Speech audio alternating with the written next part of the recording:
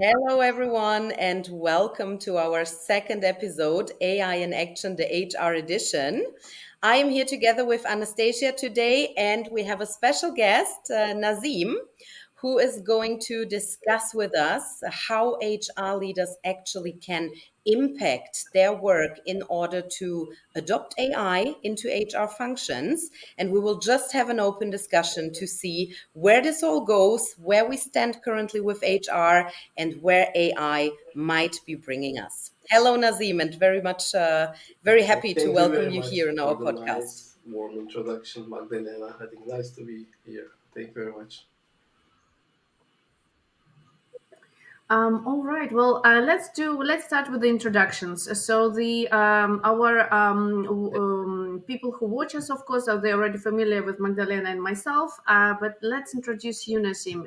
If you could do a introduction for us, who you are, a bit about your career journey, and then we will gradually lead to other Sure, questions. But let's sure. start with introducing So a yourself. bit myself. My name is Nazım. I'm originally from south of Turkey, born and raised. Then afterwards spent all my university times in Istanbul and at the beginning of my career, typical young boy, I was not even that focusing on joining HR. I have no clue, I will tell you.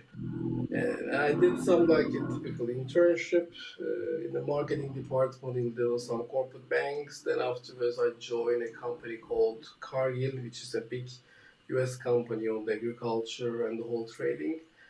And luckily, my path crossed with like strong HR leaders and with the support and the mentorship that I just started the HR around probably 17, 18 years ago. When I look back, it was all old days.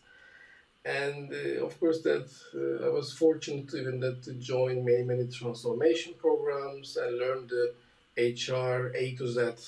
I think in the past HR was not like that. By the way, you need to do many different things at the same time. And then afterwards, that typically career mood change. I found myself in the pharma environment, which is around 15 years ago in Novartis. And my nomadic life also started with all the Novartis because I did get like a country, cluster, regional roles where that I would have a good discussions and like a learning experience as well with the different cultures and more than important that try to implement like this the human resources functionality in different cultures, which is critically important. We can talk more about that because for me that's very close to my heart because when you try to implement something else and always on the global corporate prepare something else super nice blue slides I expect to do Yeah. something else but the implementation which is totally different and that's what I believe that our part in HR is continue. In the meantime, that last 10 years, I'm in Novartis headquarters, and I'm working on the R&D part as a global HR lead. That's also a different journey for me as well because I was heavily working on the pharma commercial type of roles and support different client groups. The last 10 years working in the R&D, that's a good journey for me as well to learn and adapt. And now that even currently I'm heavily involved in the technology part of the human resource function as well, that is very critical for all of us. What I believe that to prepare the future and how can we also make an impact while that even that life is also moving on. But where are we now is for very critical. And I think I'm happy to discuss. And then Magdalena reach out me to having a good chit chat discussion, informal.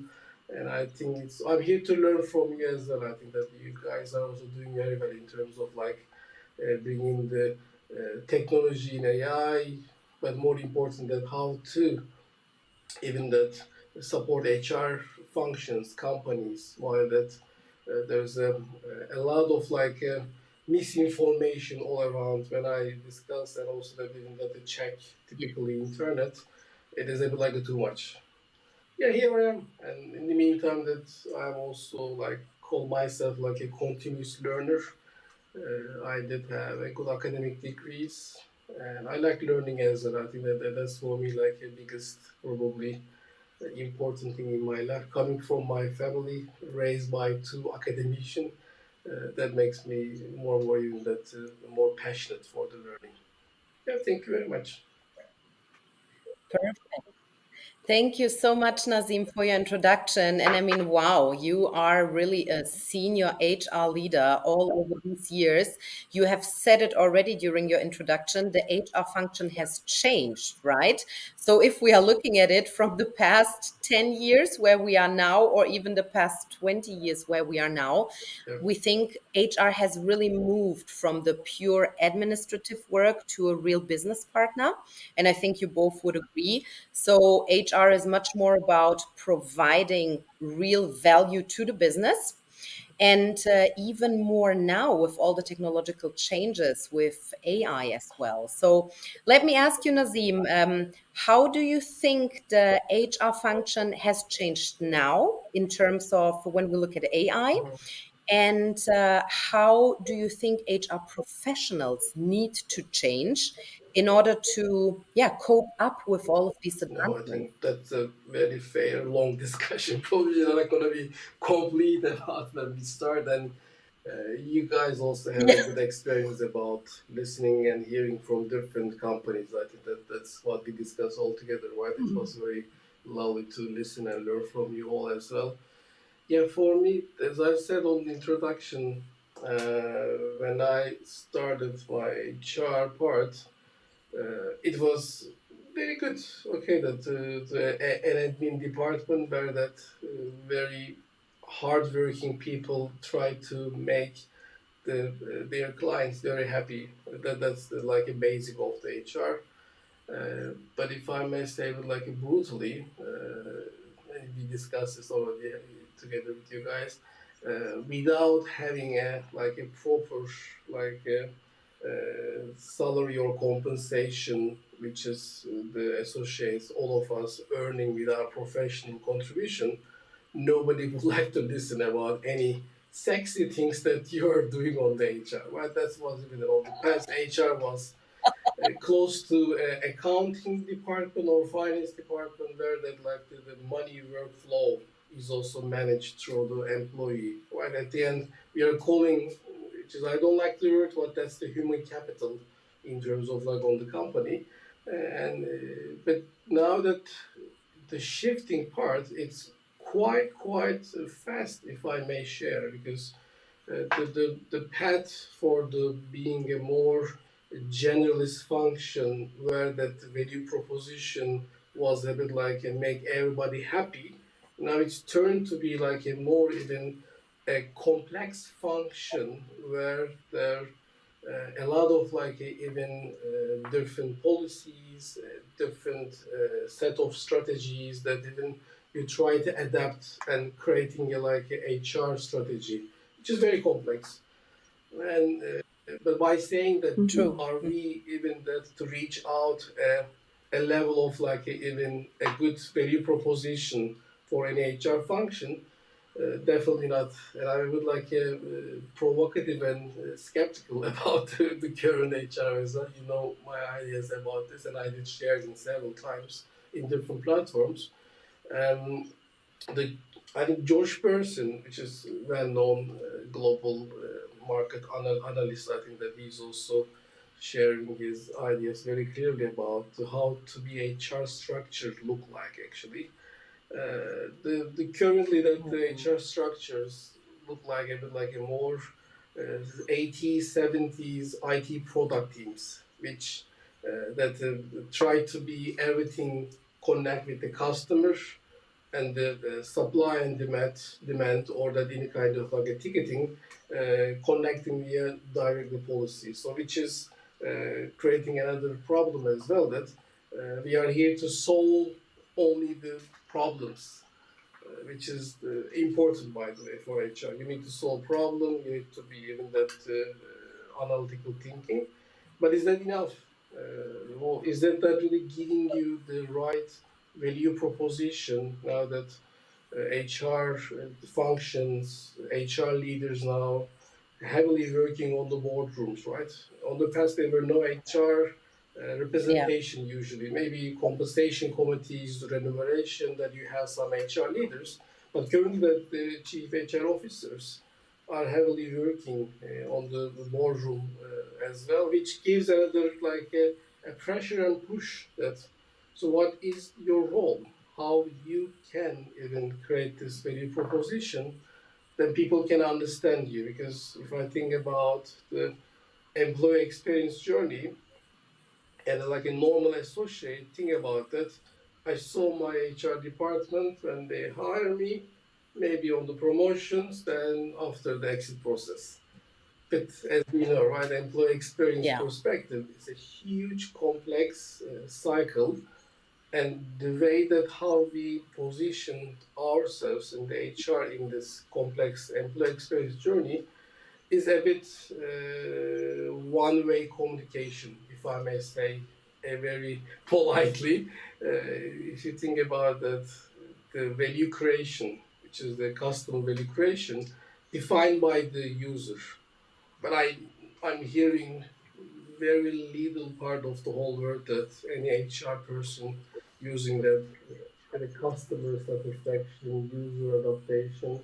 These words are like pretty like a more new, and hopefully that we can discuss more about this technology, how it already disrupt most part of the HR, and how can we even prepare the future. Yeah. Yeah. I Nazim, think sorry, I Mhm. think you're raising a very important point here because it's also the mindset of the HR people.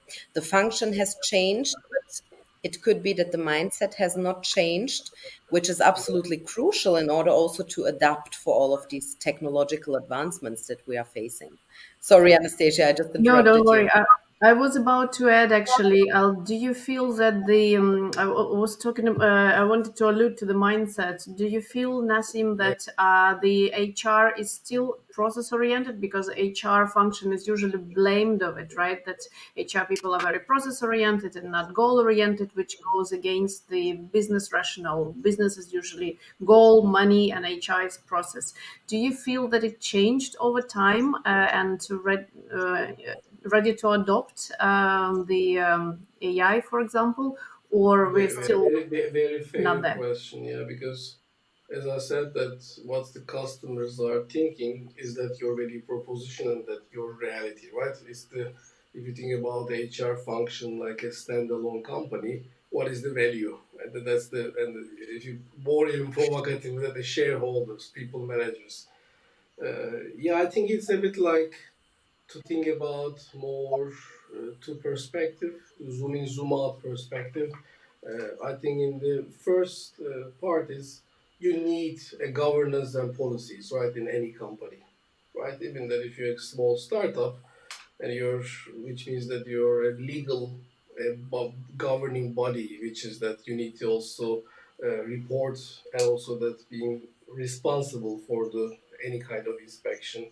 So which means that you need from policies in any kind of company, and heavily that these policies are supported and owned by with the corporate functions like finance, HR, audit. If you think about legal, these are the corporate functions.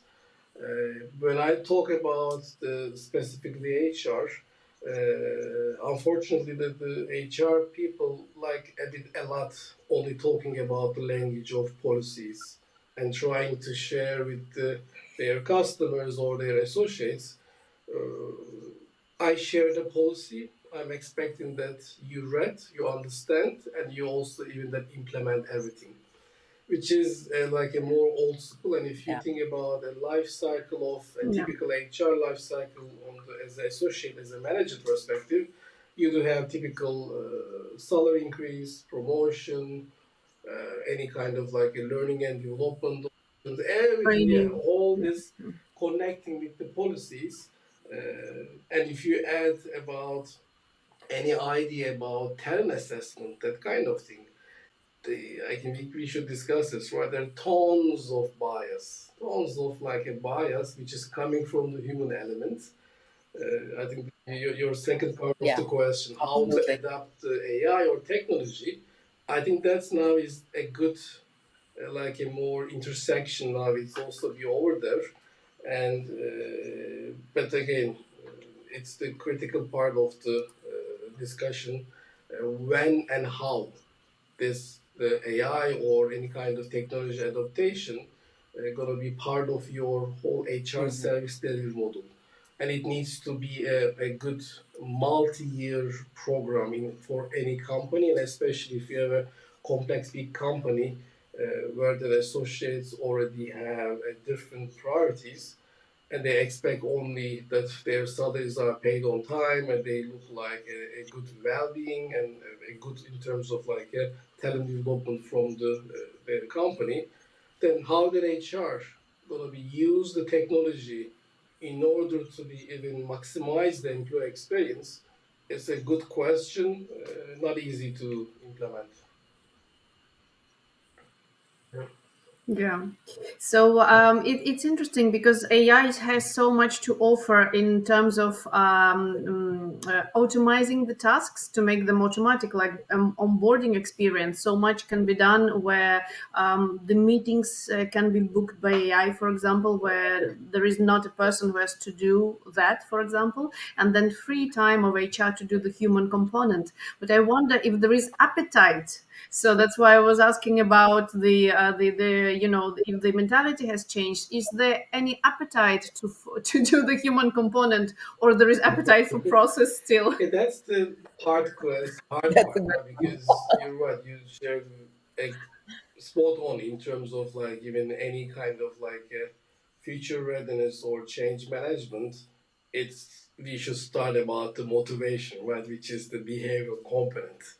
Again, and I don't like the change management work, by the way. It is overused, abused. Everybody like to use, but yeah, whatever And the abused and motivation is the misused. Yeah. amazing word that we can use, because it's about like even raising a kid, right? Without the right motivation, you don't have even the right Mm. implementation plan, or you do that anything very funny, nobody accepted, and typically coming back to another like a concept that fake it until make it, which I don't like it, right? Which is interesting part, and but with the professional environment, it is unfortunately happening that kind of things are in our life. I think HR teams are. I think motivation is interesting. I think we were more and more probably on the one level down from the motivation, which is the fear. Fear is everywhere, Hmm. where which is right, by the way. If I think about by myself, like yeah. attending any kind of HR conference on the past, it was usually normal topics, right? Last year I was in the HR tech conference, and there were 100 HR tech suppliers were over there. What's that? 100. All kiosk was full of providers that they build HR tech, and the fun thing is automatically react for me. Okay, and now do I need to learn the HR again? Do I need to adapt myself to technology? Do I need to learn AI? So the question is that maybe I think you guys are the expert for this. How to start, right? How to start? Where to start? Because the fear is real, and the fear is the two parts. Hmm. One part is Absolutely. that everybody in the workforce has a fear of losing their job with the AI, and nobody knows what kind of skills you need. In the second part, HR people already also that have the under the water that they're losing their job as well, because the technology is pretty speed quick, and in terms of like the processes that we like, or any kind of like, as you said nicely, onboarding type of thing, it is very clear and strong with the technology adaptation. So the question is that how and where to start in terms of like this the tech AI journey is a bit like a good discussion for any HR like a function. I think motivation perspective, when there's a big appetite in terms of if you think about the HR departments, that we would like to make really that associates has has the right, fair, independent, and the egalitarian approach, right? That's, for example, for me that I would Yeah. like to hear more from the tech companies and any kind of HR discussion, how to even take an AI perspective, employee experience, implemented in an egalitarian approach. Yeah, that's also interesting, right? Because that's Yeah. the role of the human resources department to facilitate the discussion. That might be probably a good future discussion as well. Our role shifted to a policy owner, which policies need to okay over there, and how to facilitate the discussion when you try to adapt or implement any kind of HR technology in your company, and people come and also ask you, do you think that is this a fully fair HR people strategy that you implement? That because in terms of the implementation, let's say that I don't have the same rights or user plan or adaptation plan with the others. Yeah, that's a big question, and this fairness for me, even a good part of the how to technology and AI, I can talk all day about how this democratization by using the right platform, right data, and right people around, and you can also have being a more fair and automatically that becoming a good discussion. This fairness is a human approach, right? It's not a technology. It It is a human approach, and it is something that machines are Mhm. actually learning from humans. But you said something very, very important, Nazim. You said that, there is the fear in the room, and people are talking about it all the time. Am I going to lose my job? I'm afraid to lose my job. And I think the most important question here is actually how can we make sure that HR professionals don't have this fear?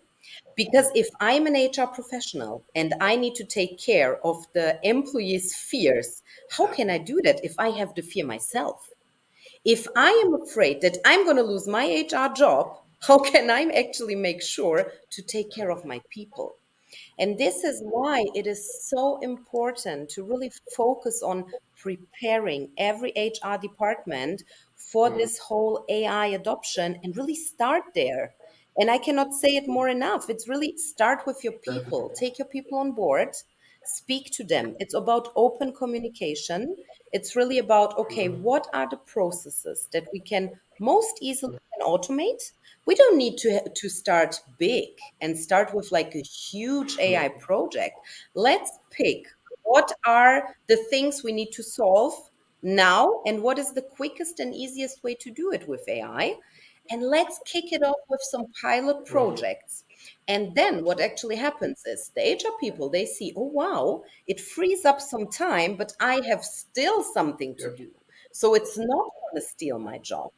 And this is the message that every HR professional afterwards can give actually to their employees, which Yeah. then helps in shifting the whole mindset of the workforce, taking actually away the fear and Yeah. making all the workforce work together I like it. in order to successfully implement other AI projects.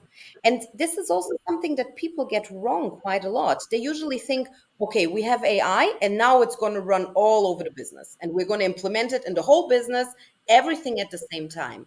This is not true. We're going step by step. We are so much far away from having the whole business running everything with AI.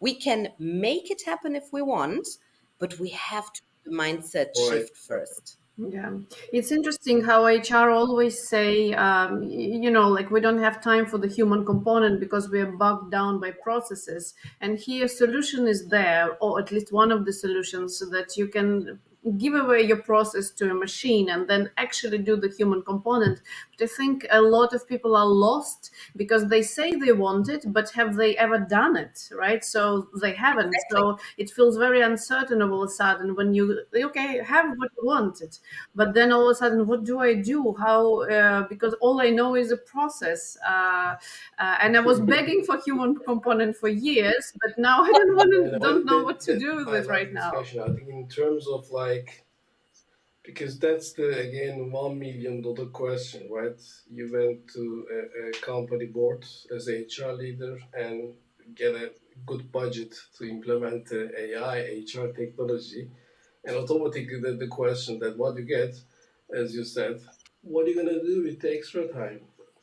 Headcount reduction, process upgrade. What will you do even that look like different that if you have it? And that's a really a good discussion for any HR department. And thankfully, this is happening with the technology and all disruption. The things are more clear and transparent on the technology. And again, I don't want to Yeah, go down the rabbit hole. And HR departments are usually well known that even that hiding the things and like a more black box for the company, right? So that's interesting. Interesting. I think how that in this fully transparent process and environment and AI technologies like that, that gonna be impact the HR department gonna be a bit like just a mindset shift and changing the way we work. I think that's probably coming as well. I think there is still fear, and absolutely. we need a bit like a more the way that how, what, when, and how to start. I know, but even for my experience, that starting point does not need to be your HR process, HR tech, because you can just try to learn AI and technology as is in your personal life or something as that as a hobby or you like it, right? If you want to make it like that's yeah, And people should. then it People automatically should. because the other topic that's very critical we should definitely mention here. So one component is that HR work is changing, HR tech is over there. But if you look about the other side of the mirror, business is also changing as well because of technology AI. So rather than even Of that course. you try to only continue to focus internally in your HR department, it's also important about that what will be the future look like for the business.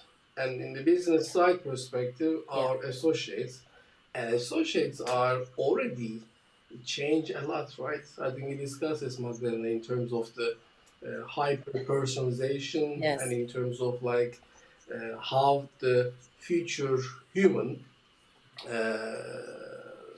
would like to treat.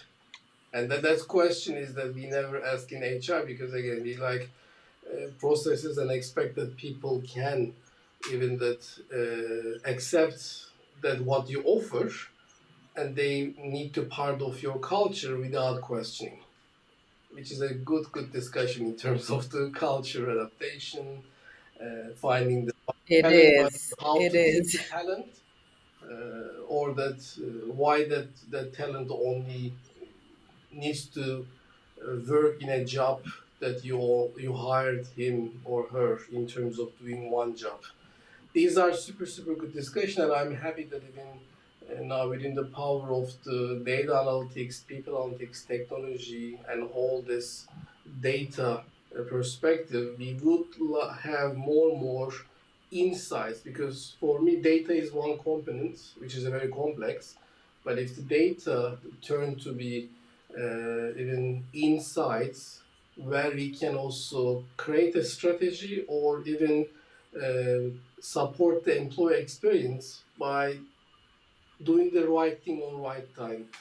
I think that that's come to another like a part Yeah. of the HR, which is you need to be again a very nice word, super again abused, agile HR, how to be even to make it Yeah. because if you think about the technology and you guys know better than me, it's gonna change as well.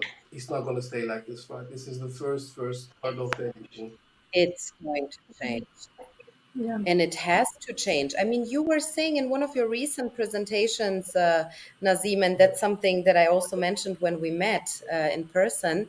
You were speaking about we need to unlearn before we learn the new things. And this really sticks with me somehow because I think this is kind of the secret. This is really the secret. We need to unlearn and move away from the processes that Anastasia has mentioned and of everything that we actually know about Mhm. HR in order to learn the new way and to adapt No, to the new definitely. way. That's very close to my heart. It's not easy. And again, that in the especially new, like a super hyper speed of the technology, we are continuously learning a lot of things, right? But is this learning turned to be Yeah. a, let's say, business work perspective, actionable insights, or that giving a value for any customer that you are even that working? It's a question mark.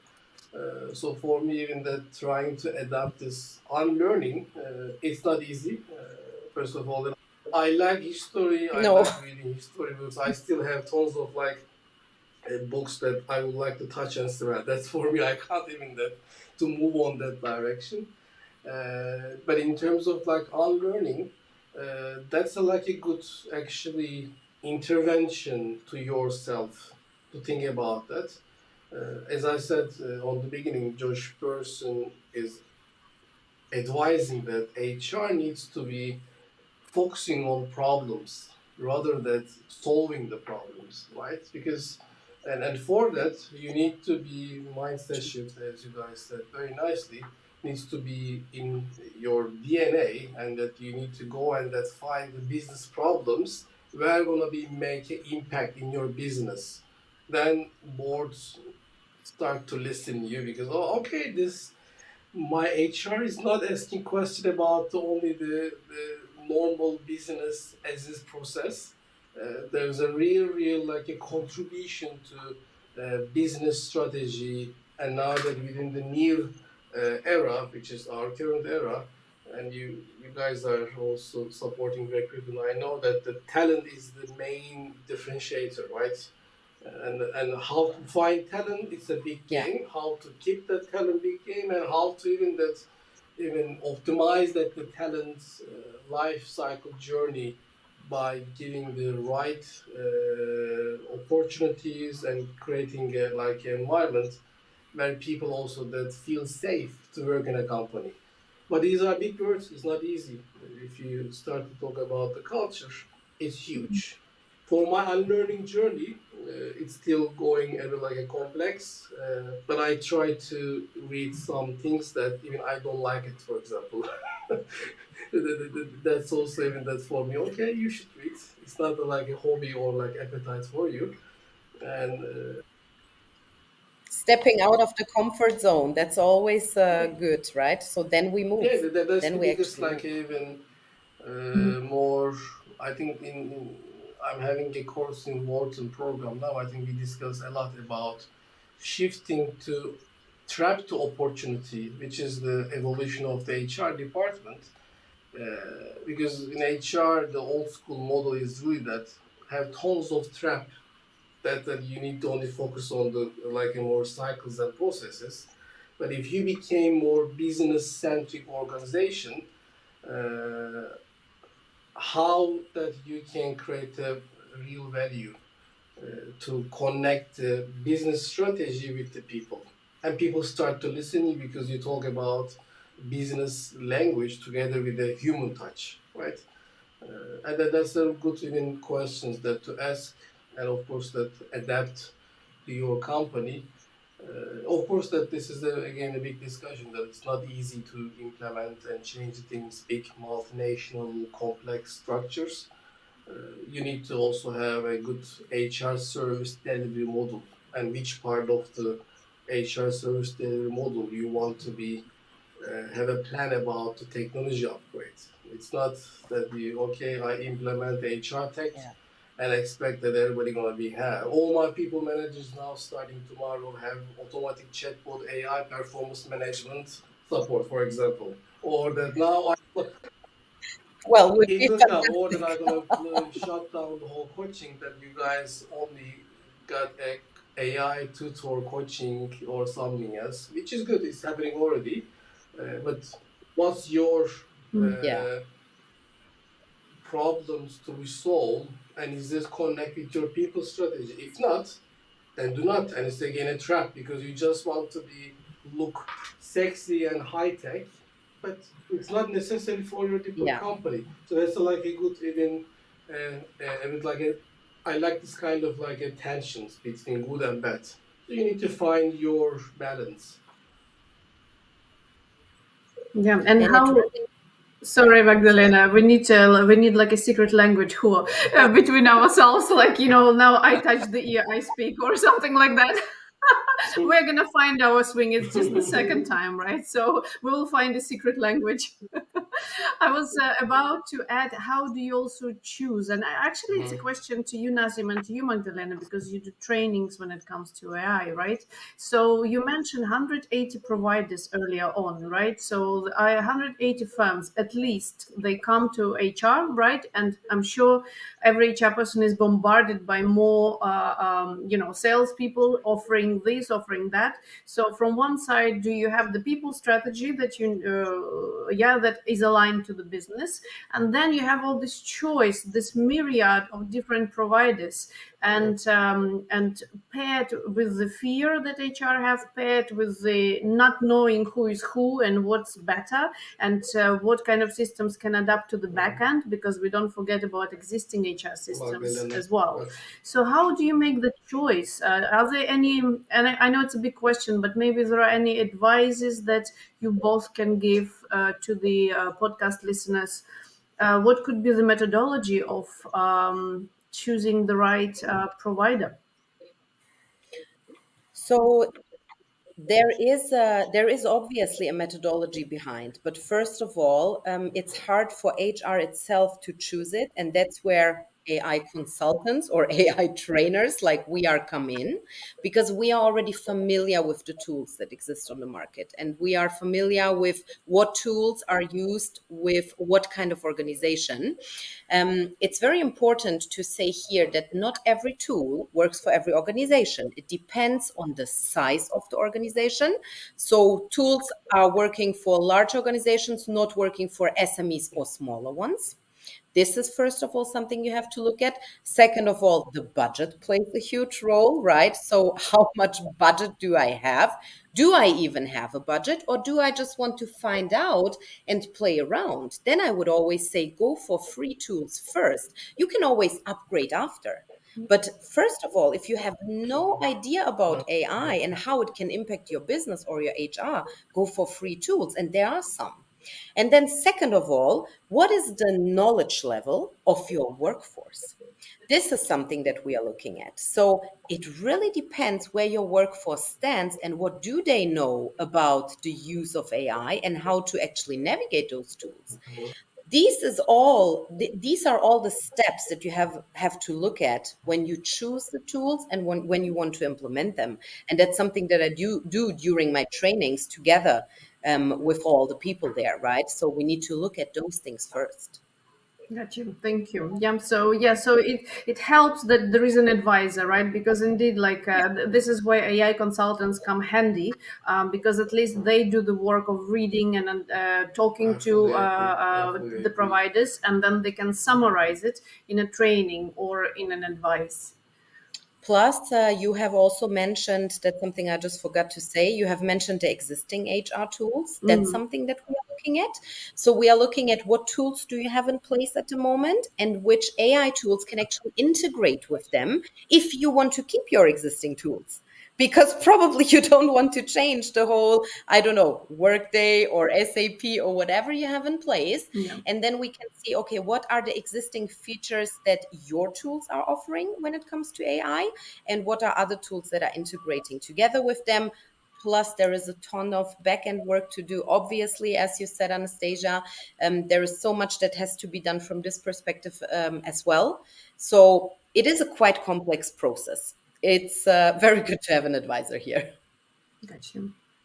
Yeah, that's even the discussion with the George Berson as well, that how that IT departments, right? Because they had the big bang disruption. If you think about 90s, doing that, how now the IT departments are like working is completely changed. I think that's I'm expecting this similar disruption on the HR, because the technology adaptation is a must. That's right.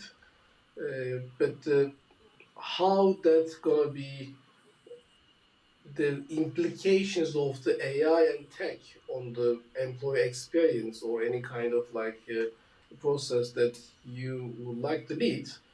You have a really that process maps, personas, users, a clear plan about the impact. But I like that as well that Magdalena shared very nicely in terms of like that start small and that train the people and understand about their motivation. Because again, it's gonna be same thing. Yeah, guys, it's very nice. Now that we need to move, we need to be more agile and techy. But why? Why you need to be somehow today? I want to come to office.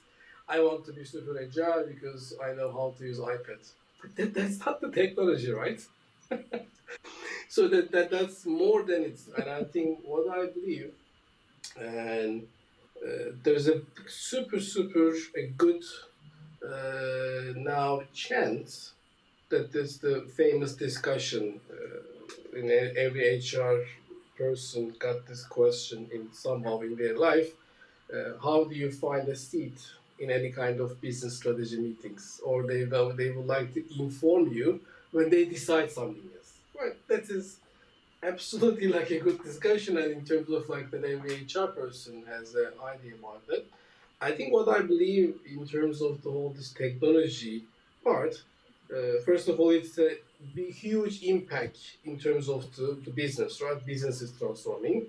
There's a huge impact on the associate level. There's a huge impact on the culture, and huge impact about that how to even that you optimize your workforce, your talent. So it's a huge topics, very meaty and real. And which department needs to be lead this? HR. But if you have an HR Mm. person, Yeah. you want to lead?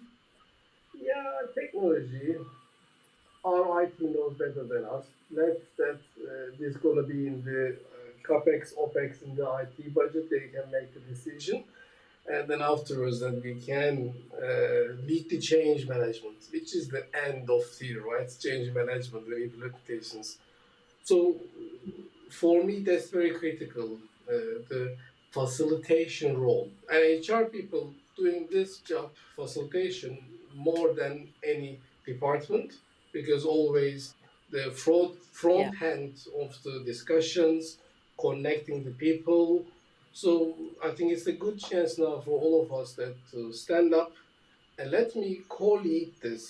You don't need to lead, co-lead this discussions and Holy, to that's good. even to learn this before that what will be the implications to my people and people respect this in terms of like that. We discussed this with you, Magdalena, about any kind of technology adaptation impact your culture, right? Because how you set the governance in any kind of technology implications, automatically these people, which is the new human, gonna judge you. Okay, I have the best app, but it is my company version that it is very limited. So, and these questions are gonna come to you more in any kind of stuff. That in your HR strategy, you want to Yeah. be agile, techy, super fair, but the technology that you brought, the governance, is not fit what you said. So again, your value proposition not fit what you do, and people, as the simple discussion, people follow you and listen you with your actions. They don't care about that what you talk, right? That's a very, very good point, Nazim. I mean, wow, I could go on with this discussion for the next hours. It's so interesting. And I think there is so much more to come. And really, I mean, I'm so excited for all the future of AI, HR, the whole overall business. And we will definitely keep the discussion going. I'm just looking at the time. So, Anastasia, do you have maybe some final thoughts or another question for Nazim? And then we can wrap this up, but definitely book the next show together to continue on this. Absolutely. I suppose I was also looking at the time, and I just thought if we can summarize the key takeaways for our listeners, right? So we started with talking about the fear that we've got in HR space, right? First of all, taking will the AI take our space? But on another hand, how do we choose the right tool? And when we choose the right tool, is it going to deliver what we promised that it's going to deliver? So there are a few fears that have to be somehow alleviated when it comes to HR professionals. That this is the main takeaway that I've got. Anything else to add, just to summarize a little bit the discussion, and we can finalize with a bit of a farewell advices, I suppose. Thank you. You know, I think you summarized very well. I think if I think about, of course, that there's the topics are you can discuss, chat more, longer. I think we did like many mini parts of it.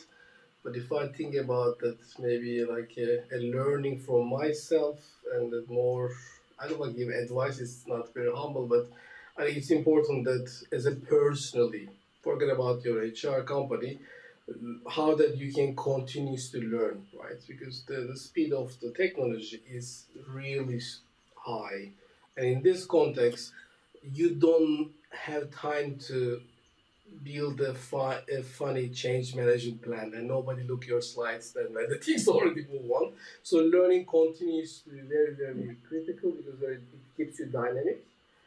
And I think important other thing as well that now that this is a super super big ecosystem and we have only one life, you can't learn everything, which is important to build relationships that I can learn a lot of things in my discussion with Magdalena, for example, because we have similar background, but she moved to different pathway. I'm in a different part, so I learn a lot, which is important. And HR people forget this, how that as a good proactive, efficient networking support your learning.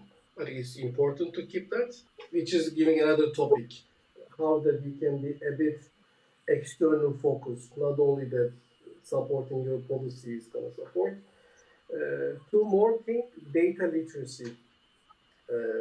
I saw this another Yeah. big discussion, but I saw that the fear is a bit like a coming Anastasia about this mathematical data part actually because this automatically HR people try to outsource this, but try to learn people analytics on the future and even now you need to give advice and guide through a data and this data and anything, right? Yeah. Anything can be data. So that how can you be learn the people analytics to be more embracing the change? And the last but not least, I always say this in every environment: advocate for the people. That's the role of the HR. Again, it's not the Yeah. policies. If you have the find the right humanistic, human-centric, democratic way of to support people, and then you also feel that I'm doing my job because I'm here in human resources and I'm supporting associates by educating them. Yeah, these are. I absolutely love that. Thank you, Nazim. Thank you so much. And thank you also, Anastasia, for summarizing the key takeaways. And I think this is the best ending sentence we can use here. Invest in your people. And we don't mean invest in your people speaking about only money, but really invest time in them, invest your time to spend with them. And this is such an important point, and it will Mhm, always be mhm. important. And with the more and more advancements we have in AI, we will all crave for much more human interaction. I think So so. thank you very much.